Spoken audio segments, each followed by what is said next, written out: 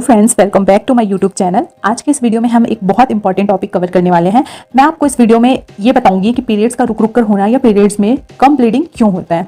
बहुत सारी फीमेल्स होती हैं जो पीरियड्स में जब ब्लीडिंग ज़्यादा होता है तो उस बात को वो बहुत सीरियसली लेती हैं, तुरंत डॉक्टर के पास जाती है, कंसल्ट करती है डॉक्टर से कि उनको क्यों इतना हैवी ब्लीडिंग हो रहा है। बट उनको जब कम डिस्चार्ज होता है, कम ब्लीडिंग होता है, तब उस बात को वो एकदम हल्के में ले लेती हैं, ध्यान नहीं देती हैं और काफ़ी लॉन्ग टर्म तक वो चीज़ चलती रहती है और वो डॉक्टर के पास नहीं जाती हैं। तो आज के इस वीडियो में मैं आपको यही बताऊंगी कि कम पीरियड्स होना, कम ब्लीडिंग होना, उस बात को आप हल्के में ना लें।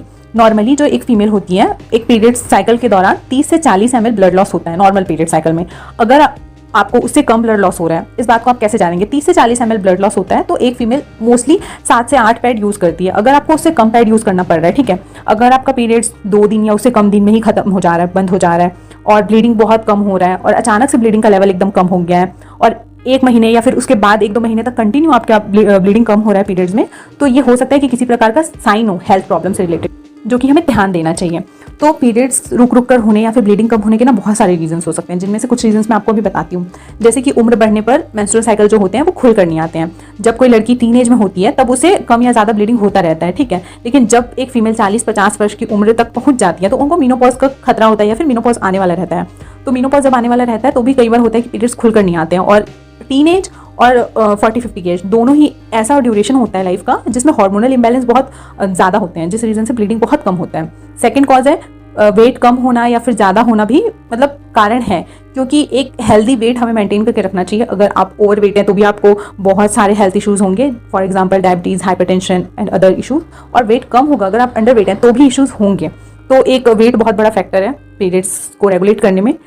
थर्ड कॉज है अपना अनहेल्दी डाइट। अगर आप जंक फूड खा रहे हैं, बाहर का खाना ज़्यादा खा रहे हैं, ऑयली फूड खा रहे हैं, हेल्दी डाइट नहीं है आपके खाने का, ब्रेकफास्ट का, लंच का, डिनर का कोई टाइम टेबल नहीं है, तो हार्मोन इंबैलेंस हो सकते हैं, उससे न्यूट्रिशन डेफिशिएंसी हो सकता है, जिसके कारण आपकी ब्लीडिंग कम हो सकती है पीरियड्स में। तो आपको आपके डाइट में बदलाव करना चाहिए। और अगर आप एडिक्शन हैं किसी चीज़ के, आप शराब पीते हैं, सिगरेट स्मोकिंग करते हैं, तो भी आपको प्रॉब्लम कॉज कर सकता है। फोर्थ जो रीज़न है वो है ब्रेस्ट फीडिंग कराना।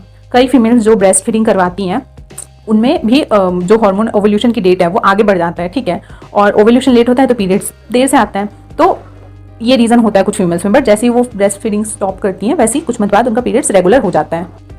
उसके बाद 5वां रीज़न है, कई सारी फीमेल्स जो होती हैं वो प्रेगनेंसी अवॉइड करने के लिए बर्थ कंट्रोल पिल्स पे रहती हैं। तो बर्थ कंट्रोल पिल्स एक तरह से हार्मोनल पिल्स ही है, तो उसके कारण भी हमारी बॉडी में जो हार्मोनल इम्बैलेंस आ जाते हैं और जो हमारा पीरियड्स होता है वो इरेगुलर हो जाता है, ब्लीडिंग कम हो जाता है और उसमें इशू होता है। और सबसे आजकल जो अपना लाइफस्टाइल है उसमें सबसे जो मेन कॉज है वो है स्ट्रेस।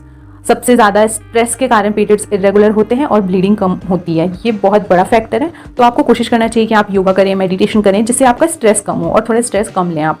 उसके बाद है हैवी एक्सरसाइज। कई बार ऐसा होता है कि जो महिलाएं एथलीट होती हैं उन्हें ज़रूरत से ज़्यादा एक्सरसाइज करना पड़ता है, जिसके कारण उनके पीरियड्स खुलकर नहीं आते हैं। और फिर at last polycystic ovary syndrome, PCOS, ये इस बीमारी में भी, इस कंडीशन में भी, कंडीशन कह सकती हूँ मैं, इस कंडीशन में भी ड्यूरिंग पीरियड जो ब्लीडिंग होता है वो कम होता है। तो अगर इन सब में से किसी भी रीज़न के कारण आपके ब्लीडिंग कम आ रहा है, पीरियड्स रेगुलर नहीं है, तो आपको ध्यान देना चाहिए।